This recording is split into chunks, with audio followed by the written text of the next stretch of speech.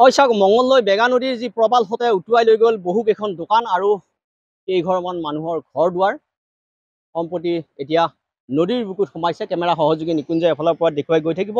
এইটো হৈছে মঙ্গলদৈ বেগা নদী আৰু বেগা নদীৰ নিশাটি প্ৰবাল হতে এই ধৰণে উটুৱাই লৈ গ'ল। আৰু মোক কেমেৰা পাৰ্চনক মই দেখুৱাবৰ কাৰণে অনুৰোধ জনাইছো। এইটো হৈছে থকা ঘৰ, এইটো হৈছে থকা ঘৰ, এইটো ইফালে আছিল পাকঘৰ আৰু এইটো তেওঁলোকৰ হৈছে ভাত বনোৱা এটা চৌকা আৰু চৌকাটো এতিয়া নদী গৰাহত মাত্ৰ 2 ফুট মান দূৰত্বত আছে চৌকাটি আৰু পৰিয়ালটো এতিয়া অসহায় অৱস্থা হৈছে। তেওঁলোকৰ থাকিবলৈ ঘৰ নাই, পিন্ধিবলৈ কাপোৰ নাই আৰু খাবলৈ ভাত নাই। এই ধৰণে হুৰে হুৰে গৰা খহি গৈছে বেগা নদীৰ যি প্ৰবাল হতে। আৰু কেমেৰা সহযোগী নিকুঞ্জয় এফালৰ পৰা দেখুৱাই গৈ আছে এইটো হৈছে ফাট। এই ধৰণে তেওঁলোকৰ পৰিয়ালটো আছিল। এই আৰু বেগা নদীৰ যি প্ৰবাল হতে তেওঁলোকৰ ঘৰ দুৱাৰ সমূলি উটুৱাই লৈ গ'ল। এতিয়া থাকিবলৈ তেওঁলোকৰ কোনো ঠাই নাই, আনৰ ঘৰত আশ্ৰয় লৈ আছে। ইতিমধ্যে পৰিয়ালবৰ্গ আহিছে, আমি পৰিয়ালবৰ্গৰ মনৰ কথা ল'বলৈ চেষ্টা কৰিম। হয় বাইদেউ, আপোনালোকে ক'ত আছে, কেনেধৰণে খাইছে, ৰাতি কেনেধৰণে আপোনালোকে কটাবলগীয়া হ'ল? এতিয়া আমি বেলেগৰ ঘৰত আছো আৰু মোৰ চব ভাঙি চিঙি লৈ গ'ল, একোই নাই, চব লৈ গ'ল। ৰাস্তাত আছো এইবাৰ। ৰাস্তাত আছে? এতিয়া আপোনালোকৰ পাকঘৰটো কোনখিনিত আছিলে? এইখিনিতে আছিল পাকঘৰ লৈ গৈছে। আৰু থকা ঘৰটো? থকা ঘৰ এতিয়া আছে, থকা ঘৰ লৈছে আধাখিনি আৰু ল'বই এইবাৰ চব। আপোনালোকে কেনেধৰণে এতিয়া ৰাতি ভাত কেনেধৰণে খালে, কি কৰিলে আপোনালোকে? খালো আৰু বেলেগৰ ঘৰত কিবা কৰি ৰান্ধি। আপোনালোকৰ অন্যান্য কাম থাকে, আপোনালোকৰ অন্যান্য কাম কেনেধৰণে চলিছে আপোনালোকে? ফেমিলি একজনে কাম কৰে, মানে মোৰ গিৰাকী কাম কৰে আৰু দেউতাই কাম নকৰে, ভাইটি আছে কাম নকৰে, একোৱে কাম নকৰে। 6 জন পৰিয়াল আমি। 6 জন পৰিয়াল থাকিবলৈ ঠাই নাই? থাকিবলৈ ঠাই নাই, চব গেল, মাটি বাৰী নাই, এবাৰ ক'ত থাকিম বা। চিন্তিত হৈছে আপোনালোক? চিন্তিতই চব।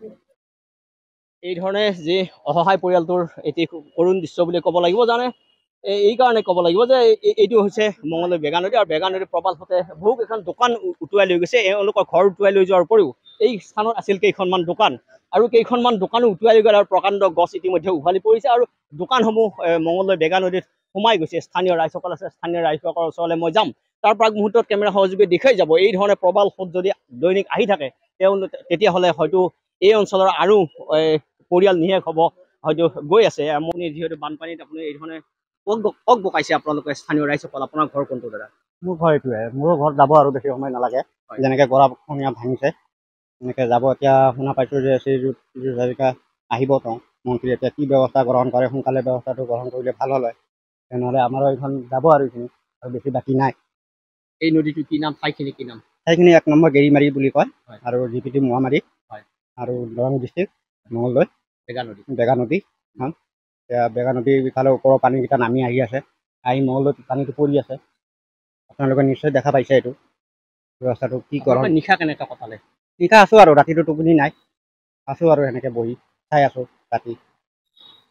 এই যে চৰকাৰক কিবা আহ্বান জনাবলৈ মন্ত্ৰী যিহেতু আহিব বুলি আপুনি শুনিছে? শুনিছোঁ। এতিয়া কিবা এতিয়া আহক, তেওঁ আহি পেলাই চাওক, নিজে কি গ্ৰহণ কৰে, তেওঁ ব্যৱস্থা কৰক। আপোনালোকক নিৰাপত্তা দিব লাগে? নিৰাপত্তা লাগে। এতিয়া ক'ত কি ঠাইত দিয়ে, তেনেকৈ ব্যৱস্থা গ্ৰহণ কৰে।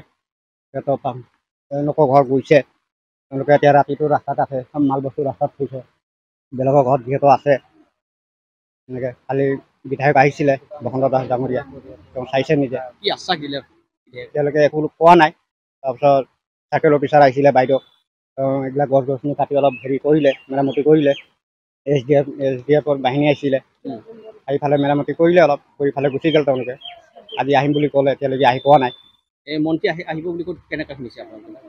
শুনিছোঁ, মানুহৰ মুখত শুনিছোঁ আৰু নিউজতো পাইছোঁ মন্ত্ৰী আহিম বুলি, দৰঙলৈ আহিব। আপোনালোকৰ কি ব্যৱস্থা কৰাৰ কাৰণে আহ্বান জনাব, দৃষ্টি নিক্ষেপ কৰিবৰ কাৰণে এই স্থানত অহাৰ কাৰণে অনুৰোধ জনাব?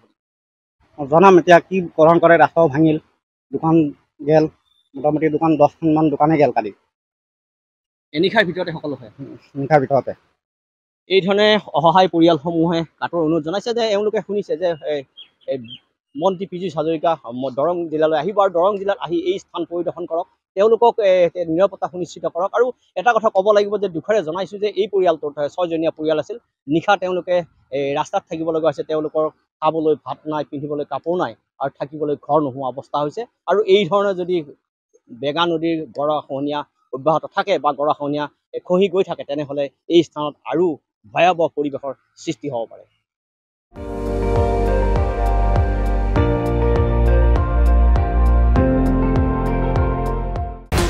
আপুনি চাই আছে ND24 সৰ্বশ্ৰেষ্ঠ নহয় সৰ্বোত্তমৰ দৌৰত।